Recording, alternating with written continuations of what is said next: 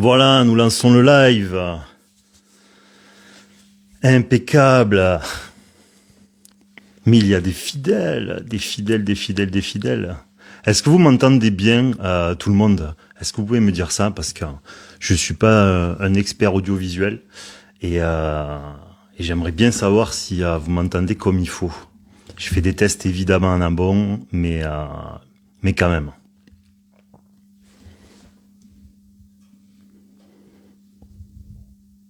Retour les gars, merci beaucoup.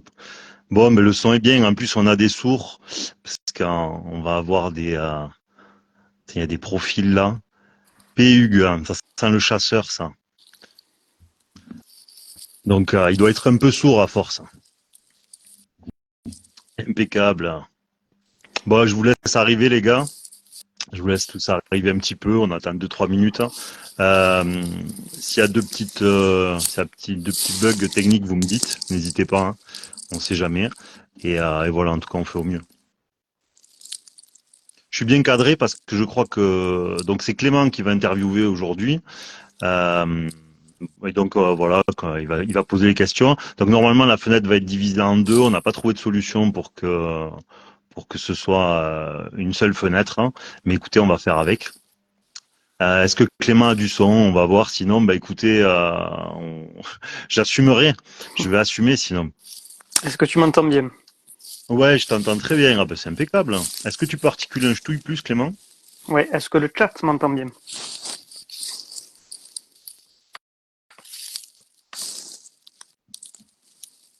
Est-ce que vous l'entendez bien vous aussi?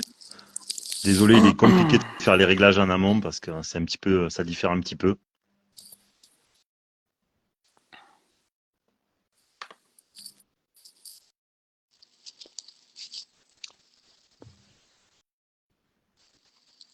Ouais, mais pas d'image parce qu'il n'y a rien à regarder de mon côté. Hein.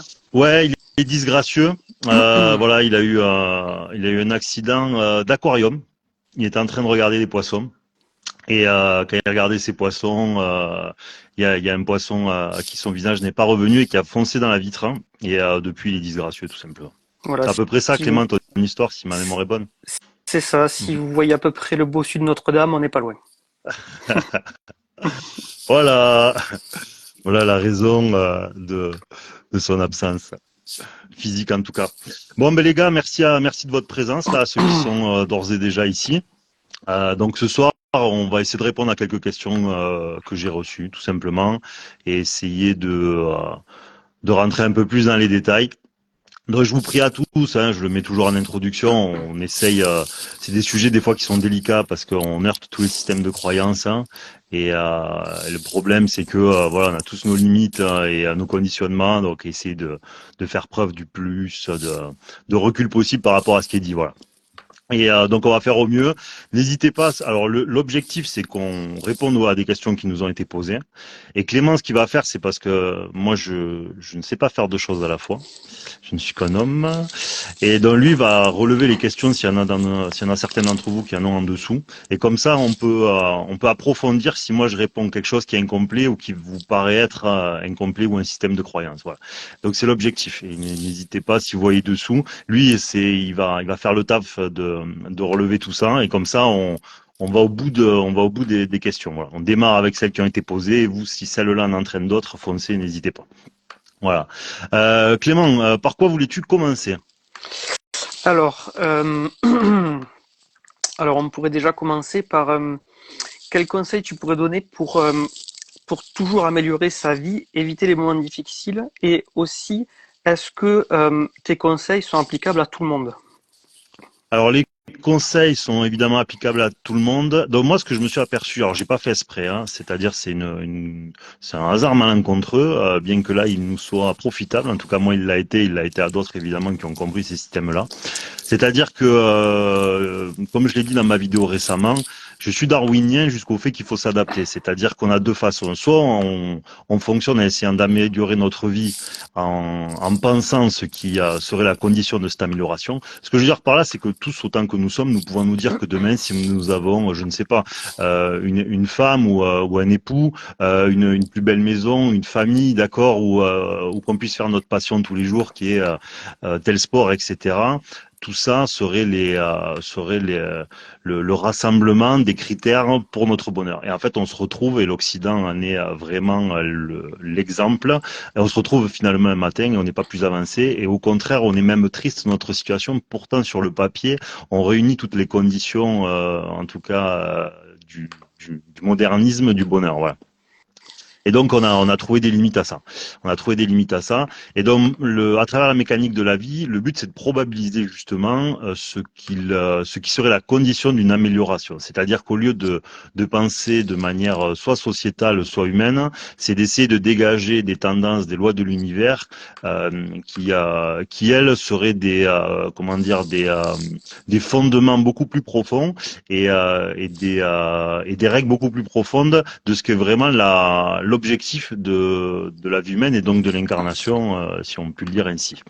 Donc le but, c'est plus on va comprendre ces lois de l'univers, et c'est celles qu'on va énumérer tout au long, que ce soit des interviews, des vidéos, etc., de la mécanique de la vie, plus vous allez voir, enfin il y a plein d'entre vous évidemment qui comprennent ces choses-là, ou qui les appliquent déjà, mais ça va permettre vraiment justement de se rapprocher de ces lois de l'univers.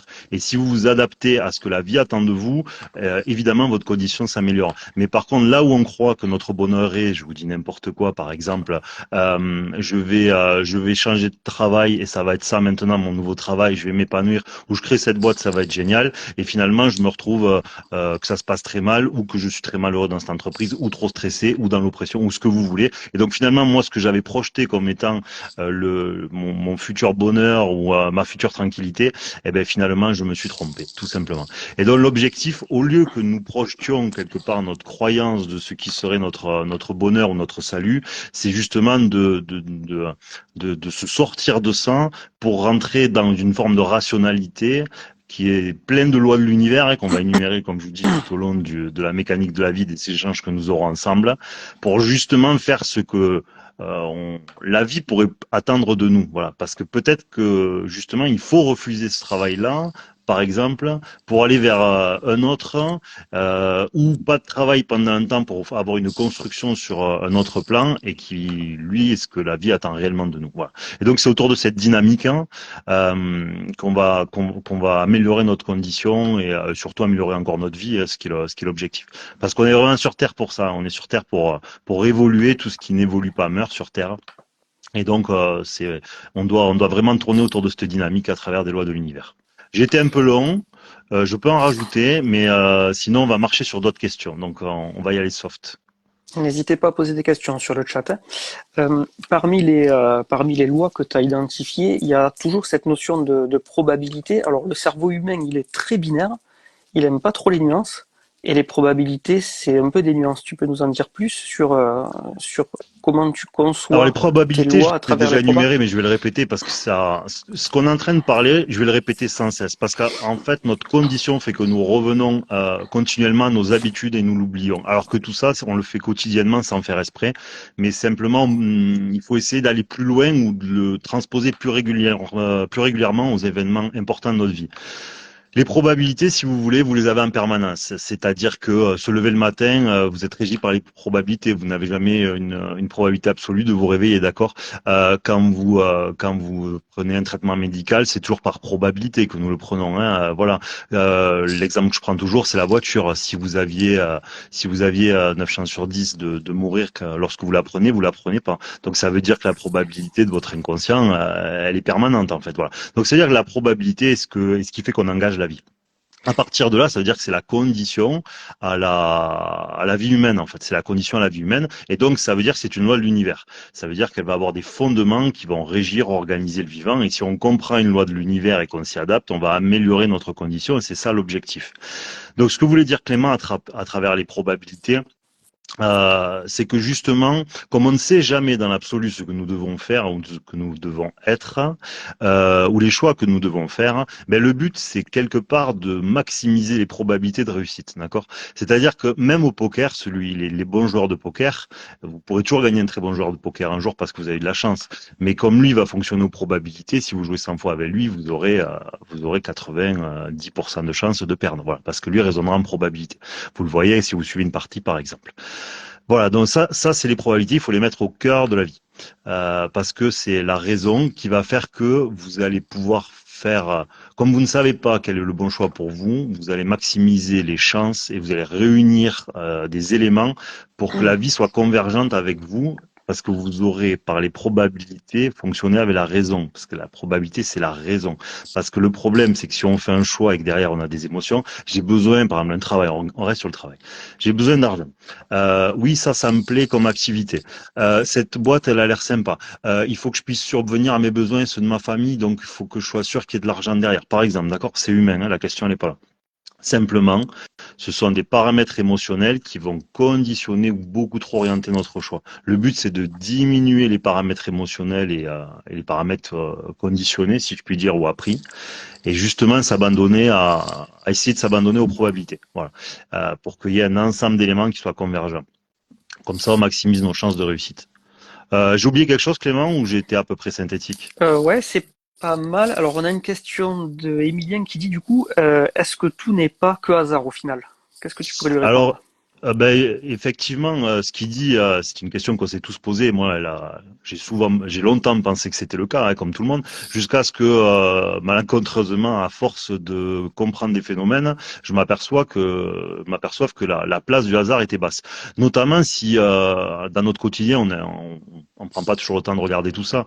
Mais si vous regardez que ce soit la biologie est incroyable. Ceux qui regardent la biologie un peu en profondeur, c'est incroyable. Les mathématiques, l'astrophysique, hein, quand vous voyez la probabilité que des éléments se soient réunis pour remplir la fonction, je vous dis n'importe quoi, un système solaire, la rotation de la Terre, hein, et vous êtes sur des chiffres qui sont de l'ordre de 10 puissance, des dizaines, de dizaines, de dizaines, de dizaines, c'est-à-dire qu'il y a un niveau de précision qui est astronomique, hein, et vous décalez un chiffre à la je sais combien de décimales et tout bug, hein. Plus rien ne fonctionne. C'est-à-dire que nous sommes entourés par un monde qui est d'une précision inimaginable pour nos petits cerveaux d'humains. Et de cette précision des lois de l'univers, on est obligé de se dire que l'humain qui est au milieu de tout ça est régi lui aussi par des lois de l'univers, mais pas que par des lois biologiques, par des lois aussi, si je puis dire, d'évolution personnelle et comportementale. Parce que nous avons un rapport avec la culpabilité qui est une spécificité humaine, hein. La conscience et la culpabilité, ça reste une spécificité humaine. Je veux dire le degré, hein, parce que sinon il y en a plein qui vont me sauter dessus. Oui, les animaux. Non, mais le degré est quand même globalement beaucoup plus élevé chez les humains. Et donc, à partir de là, les humains ont un rôle à jouer sur Terre. Et ce sont des êtres qui ont toutes les prérogatives pour être des êtres qui sont testés, parce qu'ils sont justement soumis à bien, mal, bon, mauvais, mieux, moins bien. Etc. Donc le hasard, le problème c'est que le monde qui nous entoure nous montre que le hasard n'existe pas. Donc la place de l'aléatoire est assez faible. Voilà, je parlerai plus d'un aléatoire que d'un hasard. Voilà, un certain aléatoire, mais parce qu'on appelle hasard ce qu'on n'explique pas. Mais il faut s'autoriser à essayer de l'expliquer tout au long de notre vie pour justement gagner en raison et affiner les possibilités. Parce qu'en fait, si on était parti de ce principe-là aujourd'hui,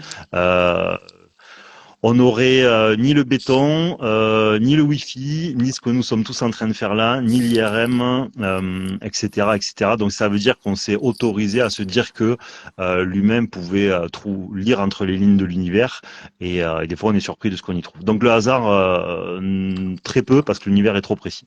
Moi perso, je pense qu'il n'y en a pas. Ok, ok, ça marche. Tu as parlé d'émotions tout à l'heure par rapport au choix que les gens y font. Et du coup, est-ce que les émotions, c'est pas justement quelque chose qui va altérer un peu le jugement et altérer la dose de probabilité qu'on distribue aux choses? Euh, D'où elles viennent d'ailleurs cette émotion, enfin, cette influence des émotions dans nos choix? Alors les émotions, si vous voulez, l'exemple pour pas rentrer dans des heures de débat autour de ça, parce que ça fait partie des sujets qui ravivent les passions. C'est aussi simple que ça, les amis. Vous déboulez aux urgences, d'accord? Vous avez un interne, c'est son premier jour, il n'a pas fait de stage. Vous avez une blessure très grave. Si quand il vous regarde, il se fige, hein, et il n'est pas lucide quant à ce qu'il doit faire, vous allez mourir. Si un pompier vient vous sauver à la maison ou parce que vous avez eu un truc X ou Y et que le pompier euh, est tétanisé par ce qui est en train de se passer, vous allez mourir.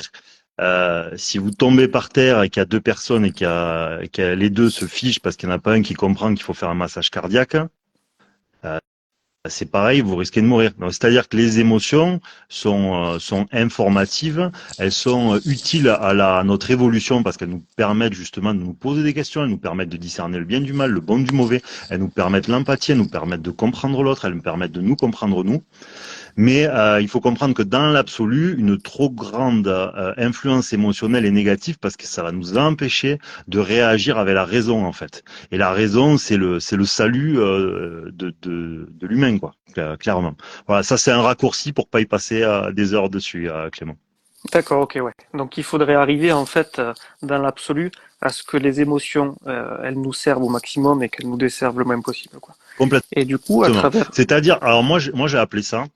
Alors ça, moi je le mets plus sur l'aspect empathique, hein, mais bon, ça marche sur l'émotion. C'est-à-dire, c'est le degré. C'est pas ne plus avoir d'émotion, c'est le degré de l'influence émotionnelle. Au lieu de prendre telle chose à 100%, ben, je le prends à 20, en fait, ou 10.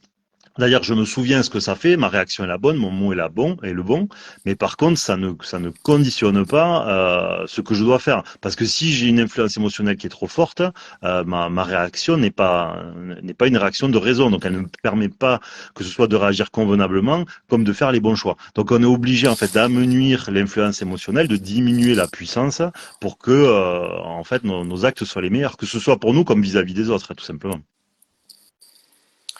Ok, ok. Alors 2 secondes, je cherchais un lien avec ça. Alors les amis, n'hésitez pas, dans le chat, c'est Clément qui relève les questions qui vous passent par la tête en dessous de celles qu'on développe, hein. Donc une question peut amener 10 autres questions. On n'a pas de timing, voilà. Donc Alors, je fais un lien avec une autre question. ouais. Comment savoir si on a le droit ou non d'aider les autres? Le coquin. Et tu connais le lien, donc je te laisse développer. Alors là, bon, il m'amène sur un tout autre sujet. Alors ça, c'est un sujet qui est compliqué, hein. Moi, je considère que c'est un sujet que j'ai un peu compris tardivement. Parce qu'il est compliqué, il va contre notre nature même parfois, en tout cas moi il allait contre la mienne. C'est-à-dire que j'ai toujours pensé que aider était le fondement de ce qui était le bien, hein, tout simplement. Alors c'est pas complètement faux, hein, la question elle est pas là. C'est simplement l'influence que ça va et l'origine. C'est-à-dire l'origine de ce qui nous pousse à être quelqu'un d'aidant, euh, de quelqu'un d'altruiste, quelqu'un d'empathique, quelqu'un qui veut continuellement aider. Où est cette source? Et mon exemple, donc il y en a plusieurs d'entre vous qui ont déjà dû l'entendre, c'est l'exemple de quand vous prenez deux enfants, par exemple, dans leur jeunesse, ils vont donc deux frères jumeaux, c'est le mieux, ou deux sœurs jumelles. Donc à 5 ans, souvent vous allez déjà voir les traits de caractère se dessiner. Il y en a un qui va être beaucoup plus aidant que l'autre, par exemple. Et quand vous retrouvez ces deux personnes beaucoup plus tard, dans leur vie, vous apercevez que ces traits de caractère, ils sont toujours là. Donc ça veut dire que l'origine de ce qui nous pousse à aider, elle nous a été donnée, tout simplement. Et donc comme ça nous a été donné, la condition de ce qui représente le bien est un peu altérée parce que nous ne sommes pas méritants à être gentils, nous sommes ce qui nous a été donné. Donc si vous partez du principe, et moi c'est mon principe à moi, pas par système de croyance, mais par probabilité qu'il existe une origine créatrice, donc un Dieu, ça veut dire que c'est Dieu qui vous a fait gentil. Euh, et si nous sommes ce qui nous a été donné, celui qui est gentil ne vaut pas mieux que celui qui, lui, alors pas forcément n'est pas gentil, mais n'est pas aussi aidant. Donc ça veut dire que ça nous a été donné. Et donc quand on redistribue les cartes comme ça veut dire que nous ne sommes pas nous. Donc là, je vais vous faire un peu bondir, mais essayez de comprendre dans cette métaphore que il n'y a pas de bien ni d'excellence sans le mérite, quoi. Sans le mérite. Alors évidemment, on a tous un capital variable, on a tous des prédispositions. Pour tous les sportifs, vous le voyez continuellement. Il y a des gens qui auront toujours plus de prédispositions que d'autres dans certains domaines, et puis d'autres sont meilleurs ailleurs.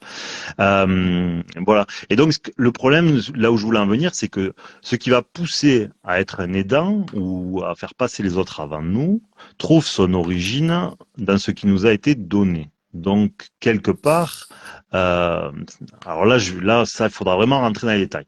Plus tard, on abordera ce sujet-là. On trouve cette origine ensuite dans nos traumatismes ou dans nos difficultés de notre enfance et dans celles de nos prédécesseurs. C'est de l'épigénétique. C'est-à-dire que le traumatisme vécu par nos prédécesseurs est inscrit génétiquement et donc va orienter nos caractères. Mais il peut y avoir des porteurs sains. Voilà, vous pouvez être un porteur sain et ça saute une génération. Ça fait que un gentil, n'oubliez pas. Ça veut dire quoi? Ça veut dire qu'en général, on a peur d'être rejeté, on a besoin d'amour, peur d'être abandonné, on manque de confiance en nous. D'accord? Donc ça veut dire que notre condition qui nous pousse à faire tout ça trouve son origine dans des peurs, des peurs, des peurs, des peurs. Donc si nous réfléchissons jusqu'au bout, ça trouve son origine dans du négatif. Donc ce que nous produisons trouve son origine dans de la souffrance, en fait, tout simplement. Et donc ça ne veut pas dire que demain on doit changer de caractère. Ça veut dire qu'on a un déséquilibre la plupart du temps. On va avoir du mal à dire non, on va avoir du mal à respecter nos limites. On va faire passer les autres avant nous. Dans les relations, on va avoir tendance à s'abandonner aux autres. Dans notre famille, à notre travail, on va souvent empiler le travail pour les autres. Parce qu'en fait, on ne sait pas dire non. Donc on va cumuler, cumuler, cumuler. Voilà. Voilà le parallèle que je fais. Donc, pour synthétiser, il faut comprendre que la plupart du temps, ce moteur vient d'un moteur de souffrance familiale. Donc, ce qui nous pousse est négatif. Donc, ça veut dire qu'il faut le sevrer partiellement parce que sinon, après, vous allez avoir les symptômes physiques pour vous sommer de changer de comportement. Et l'autre point que je viens d'oublier parce que je me suis égaré, donc le moteur, ça c'est donc c'est l'origine comme j'étais en train de vous dire. Et la deuxième chose, Clément, si tu as vu que mon cerveau est parti trop loin parce qu'il était déjà passé ailleurs, si tu as suivi mon raisonnement, mais sinon c'est pas grave, t'inquiète, je vais me débrouiller. Je t'ai perdu. J'étais en train de lire les questions. Ah bah écoute, on a mal fait notre père là. Donc oui, que ça ne vienne pas dans les origines, douleurs, souffrances de notre vécu et de nos prédécesseurs. Ça c'est vraiment le plus important parce que sinon ça veut dire que ce qui nous pousse, comprenez vraiment ça, ce qui nous pousse, soit c'est parce que ça nous a été donné, soit c'est que c'est une souffrance qui nous pousse. Et dans les deux cas, c'est négatif. Donc, si c'est deux choses négatives qui vous poussent à faire quelque chose, croyez bien qu'à la croisée des chemins, au bout d'un moment, l'univers, la loi de l'univers va vous dire que vous êtes en déséquilibre comportemental, qu'il faut que vous sachiez respecter vos limites, parce que sinon, l'univers va vous sommer de changer de fonctionnement, obligatoirement. Donc, vous allez attirer que des situations qui vont vous mettre face à vos excès, tout simplement. Alors, pour rebondir à ça, j'ai Santangelo qui pose la Ouais. question, mais du coup, si on n'a jamais de mérite, comment on fait pour évoluer? Je pense qu'il parle de si on n'a jamais de mérite, dans le sens où si ça nous a été donné, hein, tu vois. Alors, Comment c'est on pas fait qu'on n'a pour pas de évoluer? mérite, hein. Ça veut dire que nous agissons en fonction de ce qui nous est donné. C'est un déséquilibre, hein, et il faut raisonner en termes d'équilibre, hein. Voilà, ça fait partie des grands sujets de la mécanique de la vie. Tout est un équilibre sur Terre, hein. Le déséquilibre d'aujourd'hui sera le rééquilibre de demain, hein. C'est la loi de l'univers. Euh, tout excès dans un sens ou dans l'autre doit à un moment donné produire l'effet inverse. Donc l'humain est régi par la même chose, hein. L'atome, il y a autant, si ma mémoire est bonne, de protons que d'électrons, hein. Donc si dans l'atome vous avez un équilibre, il dit qu'il y a des équilibres dans l'atome, il y a destruction. Donc si l'atome et les lois de l'univers et les planètes fonctionnent comme ça, comprenez bien que l'humain a la même chose à faire. Ça veut dire si notre comportement, lui, ou notre fonctionnement est par exemple trop dans une forme sacrificielle, trop dans l'aide, ou tout autre sujet, d'accord, trop dans l'égocentrisme, par exemple, c'est la même chose, hein. C'est un déséquilibre comportemental. Parce que l'univers ne sait pas fonctionner qu'au positif. Seul le neutre est positif, d'accord? Seul le neutre est positif. Faut vraiment comprendre ça. Parce que le neutre, c'est l'équilibre. Le positif est négatif. S'il n'y a que soleil, il n'y a pas de vie. Donc, que le soleil va être négatif au bout d'un moment. Si vous n'aimez que la pluie, il n'y aura pas de vie. Donc, c'est négatif aussi. Donc, seul le neutre est positif, dans les lois de l'univers. Ça veut dire que pour l'humain, seul le neutre est positif dans l'absolu. Parce que c'est le seul qui ne nous engage pas qui ne nous met pas en déséquilibre. Et donc, c'est lui qui nous minimisera les probabilités d'avoir un problème. Ok, ok, ok. Euh, J'ai toujours répondu. dans Si cette... des fois je pars un peu trop loin, Non, c'est pas mal. tu me, Enfin, ça me paraît clair, moi. Mais bon, si le super. chat n'est pas d'accord, qu'il le dise. Alors là, Le j'ai une chat, petite le question. chat. Le chat. J'ai une petite question piège de Yuan Kopp qui dit, mais du coup, un comportement psychopathe serait donné par Dieu, par exemple? Ben, évidemment. Enfin, au bout d'un moment, soit le problème, je vais être pénible là, les copains, mais on est obligé de choisir. On est obligé de choisir. C'est-à-dire que normalement, si vous pensez qu'il existe une origine créatrice, donc vous validez Dieu, que ce soit les grandes religions comme aujourd'hui en science, les grandes religions vous disent omnipotent, omniprésent, omniscient, partout et dans tout. Donc, soit il est partout et dans tout, soit il ne l'est pas. Sachant qu'en plus, depuis, on a découvert la mécanique quantique, par exemple, et on découvre qu'une particule peut être à plusieurs endroits à la fois. On découvre qu'entre deux choses, il y a toujours quelque chose, etc., etc. Donc ça veut dire quelque part que la science, même si sur le quantique elle reste très évasive parce qu'elle n'y comprend pas grand-chose, semble valider les théories historiques de toutes les grandes religions, en tout cas monothéistes, quoi. Donc ça serait survalidé quelque part. Donc le problème c'est que soit on met Dieu partout, soit on le met nulle part. Et si on commence à le mettre partout, et en plus la science semble valider les théories religieuses, ça veut dire qu'effectivement le sociopathe, hein, il lui a été donné sa sociopathie, puisque le hasard n'existe pas et que tout est à sa place, même à la centième de décimale. Donc pour moi, complètement. Ok. Euh, il y a un Kiku7 qui demande comment gérer ses émotions pour que la raison prenne le dessus. Alors, il y a plusieurs choses. Déjà, il faut comprendre par la raison, c'est-à-dire par tout ce qu'on vient d'expliquer, la raison pour laquelle en fait fonctionner de manière trop émotionnelle est négative. Déjà, un diagnostic, c'est déjà le premier pas vers. Donc ça, c'est très important. Deuxièmement, il faut à des moments être courageux. C'est-à-dire que si vous remettez encore au centre qu'il existe une origine créatrice, c'est-à-dire qu'il y a des moments où on ne va pas arriver à faire les choses, mais par contre, on peut se légitimer à faire en sorte que on soit un peu aidé par la vie, si je puis dire.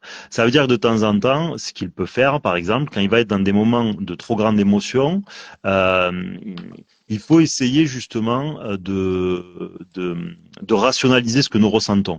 C'est-à-dire que plus vous comprenez la nature humaine, plus ça vous aide. Parce que ce qui amène les gens, la plupart du temps, à une émotion dense, c'est des gens qui ont une grande empathie ou un altruisme qui est puissant. Ça veut dire que ce qui va les rattraper la plupart du temps quand ils vont essayer de ne pas s'impliquer émotionnellement, c'est la culpabilité. Donc la culpabilité, pour la chasser, il vous faut vous aimer plus et il faut accepter il faut accepter de respecter vos limites. Si vous faites ces deux choses-là, après je ne veux pas rentrer en psychologie parce que sinon on n'est plus le mécanique de la vie. Ben déjà ça va amenuire, si vous vous occupez de votre culpabilité, votre obligation de faire les choses ou de ne pas renoncer aux choses. Et donc ça c'est extrêmement important. L'autre chose, c'est que quand vous avez à des moments des situations, d'accord, c'est-à-dire que les situations sont générées par le fait que vous êtes émetteur de euh, de trop d'empathie, de trop d'émotions, d'accord? Donc on va vous amener des émotions, puisque nous sommes sur Terre pour évoluer. C'est comme si Dieu ou qui vous voulez allait générer des épreuves pour vous. Il vous met face à, d'accord, comme un sportif. Si vous voulez progresser à tel sport, ben, vous allez vous entraîner. Donc il faut qu'on vous mette à l'entraînement, tout simplement. Donc ça veut dire que on va nous-mêmes la vie va générer des situations pour nous mettre face à ce qu'on a à sevrer, évoluer, équilibrer ce que vous voulez. Ça veut dire que quand vous allez être mis en situation, de temps en temps, essayez de faire l'effort, de montrer patte blanche, si je puis dire, c'est-à-dire que vous avez essayé de faire de votre mieux, et parce que vous aurez essayé de mieux gérer vos émotions, de mieux réagir, d'agir plus avec raison, de, de, de minimiser la culpabilité. Vous ressentez la culpabilité, vous l'avez, mais vous essayez de la rationaliser. Et en fait, l'univers, il va vous regarder, ou Dieu, il va dire, ah, bien travaillé le petit aujourd'hui, hein, fait le bon boulot. Hein. Et dans la fois d'après, ben, il va vous, au fur et à mesure, la vie va vous créditer, d'accord, un certain sevrage. Il va vous pacifier votre intérieur qui est dans le fond et douloureux parce que sinon on ne fonctionnerait pas comme ça. Donc on va vous redonner de votre complétude dans ce que vous avez perdu. Je pourrais rentrer beaucoup plus en détail, mais après, ça fait beaucoup et vous allez penser que c'est une croyance, alors qu'en fait, ça corrobore un ensemble, ce que je suis en train de dire. Donc, je veux pas trop rentrer dans les détails pour que vous pensiez ensuite que c'est complètement un système de croyance, ce qui est pas du tout le cas. Ok. Alors, c'est pas une question, mais il y a PUG522 qui dit j'ai eu le truc de la maladie physique pour changer un comportement. C'est 100% vrai. Alors, on n'est pas dans l'émotionnel, mais il y a quand même un lien à faire. Bien sûr, non, mais complètement. Alors, c'est Comme le hasard n'existe pas, s'il existe une origine créatrice, omnipotent, omniprésent, omniscient, ça veut dire que même dans la maladie, il y a alors c'est infect, hein, évidemment, j'entends bien que certains d'entre vous soit ont souffert de leurs proches qui ont eu quelque chose, évidemment, mais essayez de comprendre on peut pas avoir deux maîtres, hein. Soit vous mettez Dieu partout, soit vous le mettez nulle part. Si vous le mettez partout, à partir de là, ça veut pas dire que vous allez comprendre, mais vous allez essayer ou vous autoriser à comprendre pourquoi quelque chose arrive, voilà. Et donc c'est la dynamique autour de la mécanique de la vie, c'est ça le but, quoi. Essayer d'extraire et probabiliser les raisons pour lesquelles soit un événement arrive, soit est arrivé, tout simplement.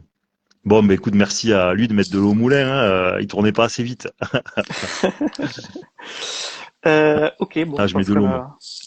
on a fait le tour. Enfin, on a fait le tour. Je pense que oui, parce que le chat pose pas de questions sur ça, donc on Non, ils va sont sur changer. Candy Crush. Ils sont sur Candy Crush. Je les vois là, ils ont tous des.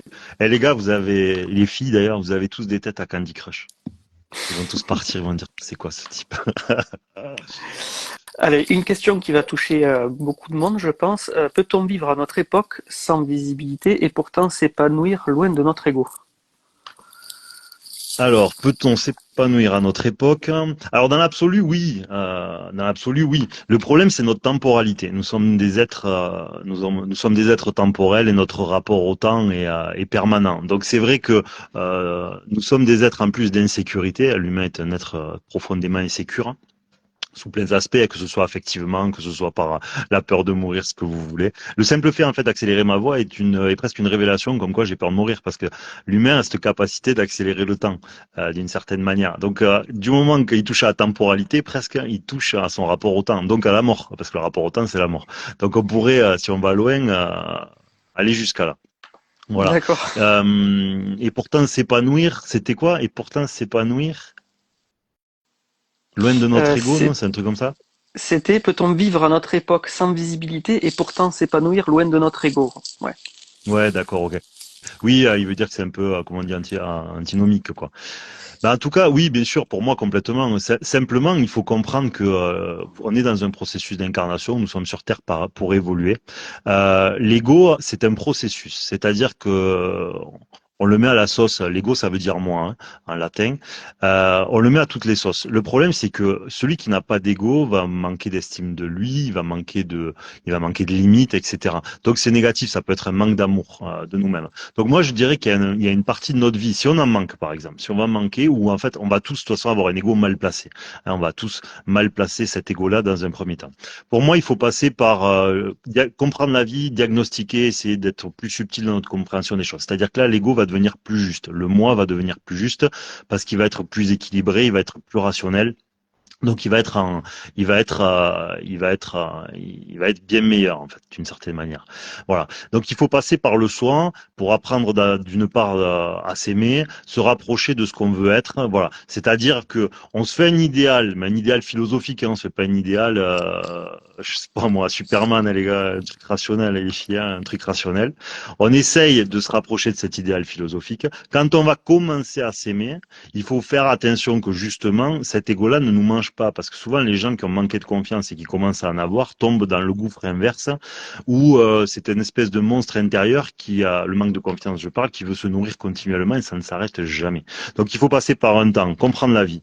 Ensuite, une fois qu'on l'a compris, essayer de devenir ce que nous avons compris ou nous en rapprocher. Quand on l'a compris, pour moi, il faut tout démonter ensuite, hein, pour sortir de ce moi qui va ensuite nous manger. C'est-à-dire que on se on enlève le côté justement trop introspection, trop sur nous pour le détruire, parce qu'en fait on sort, en fait on s'extrait de cette réalité incarnée d'une certaine manière, parce que le plus haut degré quelque part de relation que nous avons à avoir, il est entre nous et l'origine créatrice en vérité. L'humain c'est juste des rapports pour nous renvoyer ce que nous avons soit à comprendre, soit à sevrer, soit nos interactions, nos plaisirs, etc. Mais dans l'absolu, c'est juste un plan de. C'est comme dans un jeu vidéo, hein. Le but à Mario, c'est pas le premier trou, ni la première plateforme, ni le premier champignon. C'est de finir le jeu. Voilà. Donc, mais il faut en passer par là pour arriver jusqu'au fond. Donc Ok. oui, on peut Euh, s'épanouir loin de notre ego. Dans cette époque, effectivement, elle a des complexités qui lui sont spécifiques, évidemment, parce que, allez, je vais juste rajouter ça, pour une simple et bonne raison.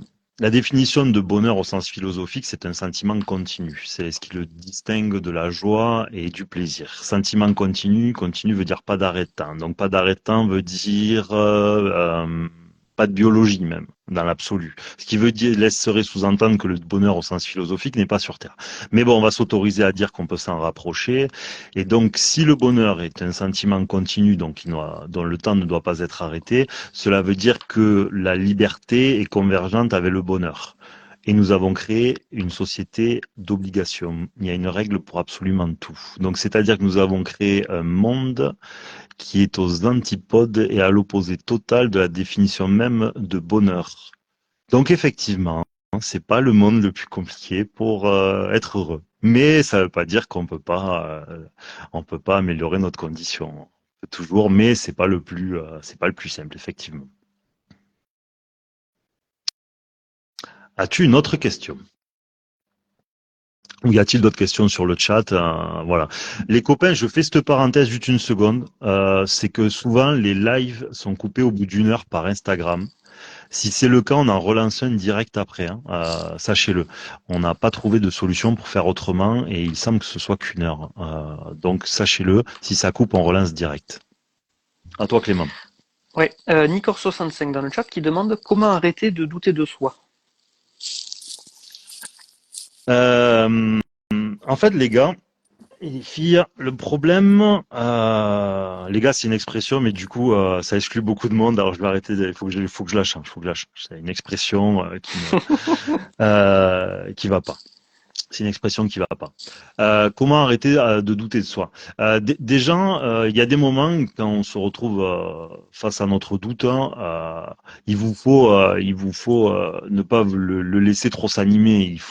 Le doute, c'est le rapport un peu du capitaine et du matelot. Moi, j'ai tendance à le voir comme ça, hein. Mais sur bien d'autres facteurs, c'est la même chose. C'est-à-dire qu'il faut devenir le capitaine de son navire. La tête n'est pas est votre détracteur autant qu'elle est votre sauveur d'une certaine manière. Et donc une fois que justement vous avez probabilisé que ce que vous devez faire est bien, quand vous êtes le capitaine de votre navire, alors vous allez me dire c'est un rapport un peu bizarre à soi, mais c'est comme ça que le monde fonctionne. Hein. Eh bien c'est considérez que vous êtes le capitaine du Titanic, voilà.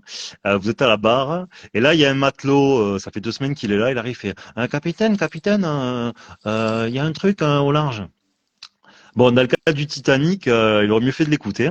Mais dans votre vie, quand vous avez un projet qui vous paraît raisonnable et que votre matelot vient vous dire non, là tu vas pas réussir, non là il y a pas trop d'argent, non ça va être trop long, non là-bas il y a un concurrent ou je ne sais quoi ou pareil dans votre couple ou ailleurs, il faut absolument comprendre que la détermination fait partie de l'équation. Il est important de se considérer comme le capitaine du bateau et dire au matelot, s'il te plaît, le cap on l'a défini avant. On a réfléchi, on l'a analysé, on a les boussoles et les radars qui nous disent que tout est bon. On va aller là-bas. S'il te plaît, ne reviens plus m'embêter. Donc ça doit ressembler un petit peu à ça. Alors c'est un rapport avec nous-mêmes qui est un peu particulier, mais il est important parce que dans le doute, il faut de la détermination. Et c'est pour ça qu'une fois qu'on a agi avec raison, il faut aller au bout faut essayer d'aller au bout au maximum de cette raison. Et du coup, tu penses qu'il y a un lien justement entre l'émotionnel et le manque de soi, peut-être, hein, du coup? Entre l'émotionnel et le manque de Ouais, une soi. personne qui Oui, oui, pourrait oui, oui, manquer. bah, très souvent, ça va être lié parce que l'un va catalyser l'autre. C'est-à-dire le manque de confiance en soi va faire peur. La peur va densifier les émotions et les émotions vont nous saturer, vont nous empêcher en fait de prendre la bonne décision. Donc clairement, hein, c'est un catalyseur. Mais je le dis et je le redis, la mécanique de la vie est fondée sur des lois de l'univers. Si vous comprenez que nos fonctionnements quelque part sont des déséquilibres et d'autres choses, hein, on rentre dans les détails au fur et à mesure. Ce qui se passe, c'est que quand vous allez essayer vraiment de changer certains de ces conditionnements, c'est comme si vous faisiez un pas vers ce que la vie attend de vous. Et si vous faites un pas vers ce que la vie attend réellement de vous, et parce que vous croyez qu'elle attend de vous, elle va vous capitaliser, elle va vous récompenser tout simplement. Si vous faites, quand vous faites des bons matchs, vous avez les félicitations du jury. Quand vous avez bien travaillé à l'école, vous avez normalement des bonnes notes ou des mentions. Ben, c'est la même chose en fait. Simplement, si quand j'attends de toi, si un prof attend de toi que tu répondes à une question de mathématiques et que toi tu lui fais de l'histoire, faut pas t'étonner si t'as zéro à la fin. Et ben, c'est une métaphore pour faire comprendre que notre problème, et ça a été le mien toute ma vie évidemment, jusqu'à ce que je comprenne des choses un peu plus complexes, c'est que je ne faisais pas ce que la vie attendait de moi. Et c'est le cas de la plupart d'entre nous. Et c'est le normal, hein. Nous sommes là pour ça. C'est un apprentissage. Mais quand on l'a compris, on se doit de converger vers ce que la vie attend vraiment de nous. Ok, alors là j'ai une très belle question qui vient de m'arriver. Je vais te la lire. De Tango Bravo 29, existe-t-il une façon de faire, une manière d'opérer comme un programme pour le sport, pour respecter les lois de l'univers au quotidien? Non, parce qu'en fait, alors je pense, alors c'est bien d'analyser, de prendre un peu de temps pour ça. Il faut pas commencer à devenir un psychotique qui se casse la tête, hein. On est sur Terre quand même pour se régaler, mais on est quand même sur Terre pour évoluer. Faut pas oublier que c'est la raison de l'incarnation, c'est ça. Donc si on l'oublie, on finit par se rendre la vie compliquée parce que l'univers va nous sonner les cloches. Donc il faut pas l'oublier. Euh, alors moi je dirais non. Il faut juste occasionner des moments où justement quand il y a soit des difficultés, soit des déséquilibres, hein, essayer de les comprendre, de les isoler pour ensuite y faire attention. Et le mieux, c'est d'essayer de comprendre, de pas essayer de changer 50 trucs. Parce que le problème, c'est que s'il y a 50 points, comment dire, c'est une montagne devant laquelle on se retrouve, c'est impossible. Moi, je pense que l'idéal, c'est de prendre les choses les unes après les autres. Ce qui est compliqué, dans ce cas-là, c'est de prendre la cause. Il faut trouver des causes, des causes, des causes, des causes. Et c'est le but de la mécanique de la vie parce que en fait, une cause a 1000 conséquences. Et en fait, on se retrouve à parler pendant des heures de 1000 conséquences, alors qu'en fait, si on s'occupe de la cause, tout change. Et donc le but, c'est vraiment de trouver les causes. Et vraiment, j'espère que vous arriverez à suivre un peu la mécanique de la vie ou que ça vous plaira et que vous arriveriez à tirer justement cette essence de ce que les causes vous concernant parce que vraiment, vous allez voir il y a vraiment une amélioration. Et quand on fait ce que la vie attend de nous, on a une vie beaucoup plus cool, une vie beaucoup plus convergente. Alors, ne vous attendez pas à une vie comment dire, d'abondance au sens occidental avec de la thune et tutti quanti, c'est pas la question, mais une vie plus douce, hein, c'est ça l'objectif. Ok, ok, ok. Euh, Adri MSF, Adri MSF, oui, qui demande quel conseil pour une personne qui se cherche, ne trouve pas sa voie pro ou sa place dans la société. Euh, bon, on s'éloigne un peu de la mécanique de la vie. On s'éloigne un peu de la mécanique de la vie. Je prends cette dernière question et après on essaiera de prendre des questions qui concernent la mécanique parce que là, les gars, je suis désolé, je pars, les amis, je pars vers quelque chose d'un peu plus psychologique, hein. Et c'était pas l'objectif. Mais par contre, ce qu'on va faire, je vais vous transposer les lois que je considère être les lois de l'univers dans ces cas-là. Là, le problème, c'est que quand tu ne sais pas ce que tu veux faire, hein, ce qui est légitime ou pas trop, ou que tu as des hésitations, ça veut dire que tu reconnais ton incertitude. Quand tu reconnais ton incertitude, en fait, la loi de l'univers qui doit être posée à ça, c'est la confiance. Parce que dans l'absolu, tu reconnais que tel taf que tu avais projeté comme étant ton travail idéal peut très bien être ton pire cauchemar demain. Et tu as raison. Et vous avez raison que de le penser. Donc, ce qu'il faut, c'est essayer de couper le cerveau autant que possible. Autant que possible, j'ai dit, évidemment, vous n'y arriverez pas, mais autant que possible. Et dire, et reconnaître auprès de l'univers, effectivement, je ne sais pas ce que tu attends de moi, je ne sais pas qu'est-ce qui serait le mieux pour moi. Donc, je m'en remets. Alors, et comme je vous le rappelle au début, j'ai expliqué pourquoi la confiance, qui n'est plus ni moins que la foi, si vous le transposez au sens religieux, eh bien, c'est s'abandonner à la raison, d'accord? Donc la confiance, c'est une loi de l'univers. Si vous abandonnez à une loi de l'univers, et bien en fait, vous vous adaptez et l'univers va essayer de vous faire comprendre l'endroit qui serait le plus favorable pour vous. Ça va vous paraître un système de croyance, hein. Ce que je vous dis, je l'ai fait parce que j'ai pensé que c'était logique, hein. Je pense que maintenant, ça doit remonter à peut-être 7 ans ou un truc comme ça. Et c'est ce qui s'est passé. C'est ce qui s'est passé. Alors, ça a mis quelques mois à démarrer. Et à partir de là, vous êtes adapté parce que vous avez compris une des lois fondamentales, donc l'univers va vous dire ouais c'est là-bas qu'il faut que tu ailles, grosso modo. Donc je vous conseille conseille de baisser vos doutes, hein, baisser votre mental, faites ce que vous pouvez. Et même si vous en avez, vous dites non, non, dans tous les cas, j'en sais rien, donc on verra. Et vous verrez, il y a des choses qui vont se dessiner, il y a des choses qui vont se passer pour vous amener là où vous devez aller, parce que vous avez compris une des lois fondamentales de la vie. Ok, donc du coup, on va faire le lien avec justement le rapport pas que les Occidentaux, mais en général, que le rapport des Occidentaux ont avec la foi et la croyance. Est-ce que tu peux nous en dire quelques mots sur ça? Ouais, alors là-dessus, moi je prie à chacun d'être le plus ouvert possible parce que peut-être qu'il y a il y a des pratiquants de certaines religions autour de nous et donc il est légitime que ça, ce que je vais vous dire heurte un peu, mais ça reste cool, hein, vous inquiétez pas.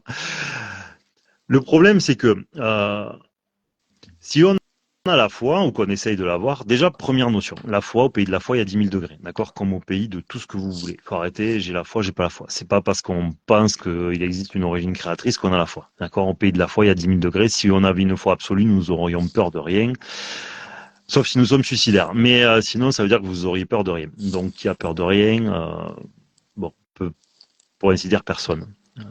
Donc à partir de là, déjà ça c'est vraiment la première notion. Au pays de la foi, il y a plein de degrés. Maintenant, le problème de ce sujet-là, c'est que on pense que croire en une divinité ou une religion fait de nous un croyant dévoué. Mais en fait, nous confondons, en tout cas pour moi, et je vous prie d'être ouvert à ce sujet. Le problème, c'est qu'on ne fait pas ce que Dieu attend de nous dans ce cas-là. Être croyant, c'est faire ce que Dieu attend de nous. C'est pas forcément prier, c'est pas forcément. Il vaut mieux, pour moi en tout cas, beaucoup moins prier et faire ce que Dieu attend de nous. D'ailleurs, ça me fait penser à une blague qui tournait sur Internet. Euh, Tony Montana qui disait que, elle est très marrante. Vous l'avez peut-être croisée. Euh, il dit, j'ai demandé un vélo à Dieu, Dieu me l'a pas donné. Alors j'ai volé un vélo, mais Dieu ne fonctionne pas comme ça. Alors j'ai volé un vélo et j'ai demandé pardon. Bon voilà, voilà, il a, je la trouve excellente. Je la trouve excellente. Donc voilà, l'erreur philosophique fondamentale que nous faisons, c'est que être un bon croyant, être un bon dévoué à Dieu ou à l'origine créatrice ou à une religion, c'est faire ce que Dieu attend de nous. Euh, et donc ça change tout, ça change tout. Et il faut s'autoriser à être subtil dans l'interprétation de notre lecture. Pour des catholiques, par exemple, les évangiles ce sont des métaphores, et les métaphores, hein, vous pouvez la lire à 15 ans, vous la lisez à 25, vous la lisez à 35, vous la lisez à 60, à 70 ans, et vous pourrez peut-être y trouver 5 sens différents, et certains sont beaucoup plus profonds. Donc ça veut dire que là, ce qui semble être une vérité, n'en est absolument pas une quelques années plus tard. Donc, qu'est-ce qui était vrai, qu'est-ce qui était faux? Donc, il faut s'autoriser à justement à remettre en question dans une certaine mesure ce qui est écrit pour justement probabiliser ce que l'origine créatrice ou la vie peut réellement attendre de nous. Donc, pour moi, avoir la foi, c'est faire ce que la vie attend de nous et pas autre chose. Ok. Bon, il y a pas de questions sur ce thème en tout cas, hein, Bon, sur le ben, chat. tout le tant mieux. Les amis, je le rappelle, si ça coupe, hein, on relance un live. C'est pas nous, c'est Instagram qui bloque hein, normalement au bout d'une heure de ce que j'ai compris. C'est la première fois qu'on le fait, donc à moins qu'ils aient fait une mise à jour. Tu peux continuer, Clément. Ok. Alors, question suivante. Que penses-tu de la loi de l'attraction? Est-ce, est-ce une loi divine ou loi de l'univers? Alors, c'est une question. Le problème, il faudrait la dissocier en plein de morceaux pour y répondre correctement. Alors, si la question c'est plutôt oui, oui, plutôt oui. Et il existe plutôt une loi de l'attraction, donc ça c'est plutôt oui. Simplement, le problème, c'est que la façon dont on le tourne est extrêmement vulgarisée. Et c'est là où je vais m'opposer un petit peu. C'est pas du stricto sensus, tu es ça, il y a ça. C'est un petit peu plus complexe que ça. C'est plutôt que la Terre est l'incarnation, la vie est une espèce de terrain de jeu. C'est un peu comme dans un jeu vidéo où pour devenir plus fort, la vie doit générer des émotions, des situations, des rencontres, des discordes amicales, familiales, affectives pour nous faire grandir à travers ce que j'ai déjà énuméré, la confiance et la conscience. Et dans la conscience, je le rappelle, il y a l'équilibre intérieur et le discernement. Et donc tout ce que nous vivons, c'est comme dans un jeu vidéo, quand vous voulez que le joueur devienne meilleur, donc il y a un programmateur qui a fait divers éléments pour justement pouvoir jouer ce jeu-là et s'améliorer au fur et à mesure. Voilà, donc il y a une loi, il y a une forme de loi de l'attraction, mais qui est beaucoup plus subtile que celle qu'on a tendance à énumérer. Voilà. Dans les lois de l'attraction, c'est plutôt une espèce de phénomène de la vie qui va nous pousser vers ce qu'on a à améliorer et à corriger. Voilà, c'est une espèce de processus de réparation et le but justement à travers la mécanique de la vie comme les lois de l'univers, c'est de se légitimer à ce que cette loi de l'attraction, qui est vraiment une loi comme je vous dis, de correction et donc de lourdeur, parce qu'elle est là pour vous mettre des coups dans les chevilles, pour vous aller dans la bonne direction. Donc c'est pas toujours agréable, c'est peut être même très tragique. Donc le but c'est vraiment essayer de comprendre les lois de l'univers, se légitimer à ce que à recevoir pour que la vie nous amène là où on doit être et pas toujours dans un processus de réparation. On sera toujours des êtres d'évolution et de modification, clairement. Hein, ça ne s'arrêtera jamais. Mais simplement, c'est que les événements que nous rencontrons peuvent s'amenuire. La dernière fois dans la vidéo, j'ai pris l'exemple des séismes. Au lieu pour nous faire évoluer ou corriger ou nous améliorer qu'on prenne du séisme 7, si on peut prendre du 1 ou du 2, c'est mieux. Donc c'est le but, hein, c'est le but. Ok, alors question du chat pour rebondir sur ça. Euh, à ton avis, la vie attend quoi de nous? C'est très personnel à chacun tout ça. Question de Alpha. Euh, alors, moi, pour moi, c'est pas du tout personnel.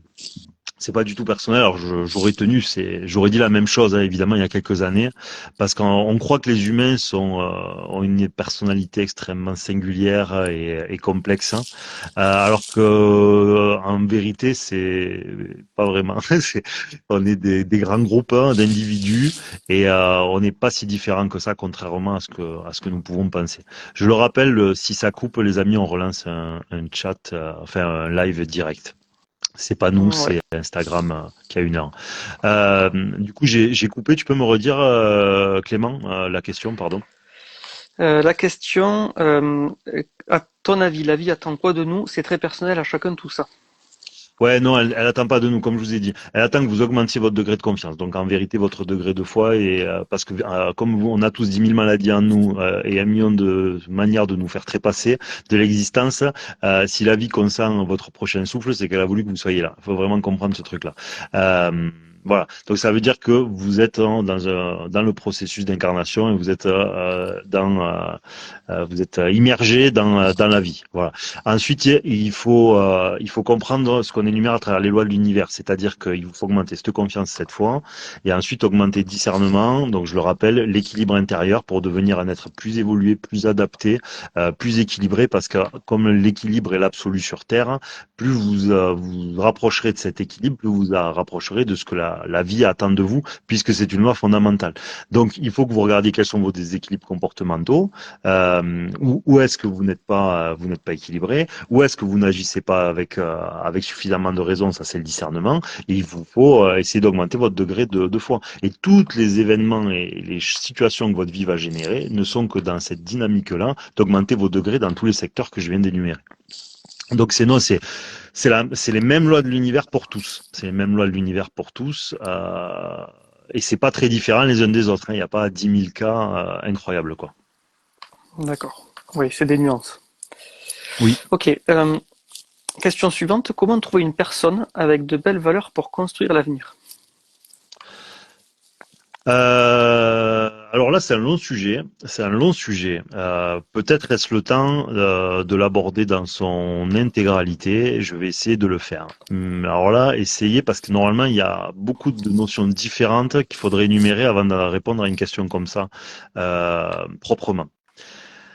Comme je l'ai dit tout à l'heure, l'humain vient au monde, l'enfant vient au monde dans un processus de réparation inconsciente. Il trouve chez ses ancêtres de la souffrance, d'accord, consciente ou inconsciente, on s'en fout, qui vont être des marqueurs chez lui, qui vont ni plus ni moins qu'être ces épreuves, hein, si je puis dire, qu'il a à sevrer. C'est comme si on va prendre la souffrance de tel événement de la vie de ton père, de tel truc de ta mère, de ton grand-père, de ton machin, de ton bidule. Ok, je te fais un super package que tu as signé avec la vie et je te le fous dans tes gènes. Ok, tu viens au monde et c'est comme si tu avais consenti ce package avec l'origine créatrice. À chaque fois que dans ta vie, tu auras besoin de prendre une direction différente, une balayette, une compréhension, une redirection, ce que tu veux, c'est comme si l'expression de la souffrance, que ce soit de ta jeunesse comme des ancêtres que je viens d'énumérer, va s'ouvrir, d'accord? C'est comme si tu étais porteur sain qui devient, tu n'es plus un porteur sain. C'est, je sais plus comment ça s'appelle, mais en tout cas ça s'enclenche, voilà. Et donc à partir de là, tu vas être mis en situation parce que quelque chose qui ne s'exprimait pas à travers toi, je ne parle pas que de symptômes, hein, ça va générer aussi des situations. Eh bien en fait, ça va te faire rencontrer des événements. Et donc ces événements-là vont te permettre de faire augmenter ton degré de confiance, augmenter ton degré de conscience. Ok. Donc là, vous avez la boucle, en vérité, d'accord. Le but de la vie, c'est d'évoluer à travers ce que je viens d'énumérer. On trouve où ce que vous avez à faire dans la souffrance de vos ancêtres et de votre jeunesse. Voilà. Et tout ce que vous avez dit que vous avez sevré quelque chose, c'est comme si vos marqueurs soit s'atténuaient, soit disparaissaient ou il ne s'exprime plus en tout cas. Voilà. Et donc maintenant, on revient à l'amour ou aux relations amoureuses, que ce soit pour rencontrer un garçon ou une fille, c'est la même chose. Comprenez, nous sommes en Occident. L'Occident est une terre qui est relativement sécurisée, c'est-à-dire que on n'est plus à l'époque manger, boire, survivre est plus ou moins un acquis, surtout en France avec les aides sociales, si vous voulez. Ok. On rentre pas dans un débat politique, soyez sympa. Donc c'est un acquis. Ça veut dire que maintenant, pour vous éprouver, la vie, elle a quoi? Elle a les membres de votre famille, elle a les symptômes ou elle a les traumas. Ok. Comme des fois, la vie, elle a pas envie de vous faire trop mal, elle va passer par le seul truc qui nous fait un peu réagir quand on y accorde de l'importance, l'affectif amoureux. Donc, qu'est-ce qui va se passer? C'est que toutes vos carences, toutes nos carences, parce que je me mets dedans, affectives, toutes nos carences en termes d'équilibre, de discernement, de foi, de confiance, etc., eh ben, il va nous faire rencontrer des hommes ou des femmes qui vont nous mettre face à nos pathologies, face à nos déséquilibres, à nos carences, à nos lacunes, à nos besoins, à nos manques. Voilà. Et donc, quelque part, les individus que nous allons rencontrer, nous allons pas les attirer parce que je vais vous embêter, mais parce que nous les aimons, etc., nous allons les attirer dans un processus de réparation inconsciente. C'est pour ça que souvent, on te dit, suis ton cœur, le gars ou la fille a suivi son cœur, 6 mois après, il se sépare, et il a envie de se foutre en l'air. J'exagère peut-être un peu, mais vous comprenez l'idée. Donc si c'est pas ton cœur qui t'a ordonné d'y aller, c'est quoi? Bon, là maintenant on peut parler 3 heures, mais c'était juste pour essayer de faire un topo rapide. Une fois on parlera 3 heures de ça si vous le voulez. Donc ce qu'il faut, c'est minimiser, donc devenir un être plus équilibré, minimiser l'importance qu'a la relation et l'autre dans notre vie, parce que le problème c'est que nous attendons des relations, la plupart du temps, que l'autre vienne amener ce que nous ne sommes pas nous-mêmes arrivés à nous donner. C'est-à-dire, imaginez la responsabilité qui porte sur un homme ou une femme dans une relation. En fait, on attend de l'autre qui nous sauve pratiquement. Okay. Donc, les couples s'assemblent dans une espèce de sauveur-sauvé. Et une fois vous êtes l'un, une fois vous êtes l'autre. Voilà. Et des fois, ça a des degrés différents. Où certains profils vont être toujours ils vont toujours avoir le profil de sauveur. Et une fois, pour leur dire, souviens-toi que toi aussi tu as été l'autre, ils vont être dans le profil de sauvé. Et c'est pour ça que ce soit les hommes ou les femmes, de temps en temps, vous allez attirer quelqu'un qui est très bien sur tout rapport et vous n'arriverez pas à l'aimer. Et pourquoi? Parce qu'en fait, vous êtes dans la situation où c'est l'autre qui est votre sauveur. Et donc, votre intériorité de souffrance ne densifie pas les émotions, donc le manque, etc., que nous apparentons à de l'amour, alors que ce n'est pas de l'amour, c'est une densité émotionnelle générée par nos douleurs, souffrances inconscientes. Et donc, quand vous en êtes sevré, l'amour n'est pas une émotion, c'est bon, je vais vous emmerder, ça fait utopiste, mais je pourrais en parler 3 heures. L'amour n'est pas une émotion, c'est une fréquence, en fait, c'est un état, C'est un état. en fait, je n'ai besoin de rien, donc mon couple est un plus dans un tout. Mais je n'attends ni de l'autre qui me sauve, ni qui m'amène des émotions que je n'arrive pas à m'amener, ni qui comble mes manques, ni qui me protège, etc., etc., quoi. Voilà, je suis une unité qui va rencontrer une autre unité. Mais comme nous ne sommes que des êtres de besoin, de manque, de peur, ben nous attendons de l'autre des choses que nous n'arrivons pas à nous donner nous-mêmes. Donc forcément, la vie a tendance à nous amener, en tout cas pendant longtemps, des relations qui sont compliquées parce qu'en fait, nous sommes dans des processus de réparation lourds. Et plus on va l'amenuire, plus on va augmenter les chances que la vie nous amène des profils qui soient plus convergents et plus doux avec nous-mêmes, même si c'est pas parfait. Ah, ben c'est parfait. Il reste 25 secondes. On relance le chat. J'ai un message qui me dit il reste 22 secondes. Donc je le relance de suite et on vous retrouve tous immédiatement pour la suite. N'hésitez pas à envoyer des questions. Dit qu'on relance le chat. À tout de suite, tout le monde. Je coupe.